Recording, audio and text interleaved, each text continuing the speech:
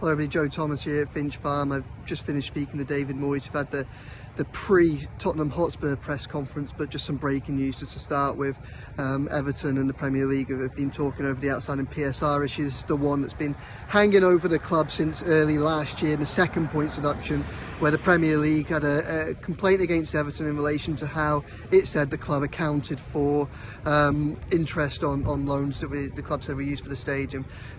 Whilst Everton got confirmation this week that their accounts for 23-24 were fine, so they didn't face any future deductions or cases on that front, this was still hanging in the balance. As ridiculous as it was, at the time it said it needed to be sorted out swiftly. It wasn't dealt with at the time. It hasn't been dealt with for months and months. Trying to get anything from the Premier League over it, any confirmations to where the process has been at, has been very difficult throughout that period. But now the Premier League and the Everton having had talks together, the Premier League have decided that it wouldn't be appropriate to continue to chase and pursue that claim against Everton. So that means that all the outstanding PSR issues are now over against the club, which is massive, because it should hopefully, just like the new stadium getting handed over, just like having a new manager, just like having the new owners, it's another pillar upon which Everton can hopefully start to build the club of the future with some certainty. So that's really positive news. That's the breaking news.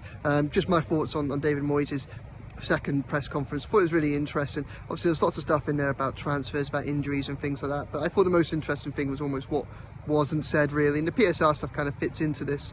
On Monday I was here, this place was packed, you couldn't move in the car park, there were 18 reporters, loads of camera crews for David Moyes' first press conference as Everton boss. This was a much different affair today. I think there were half as many reporters, a much quieter, much calmer, much more professional thing.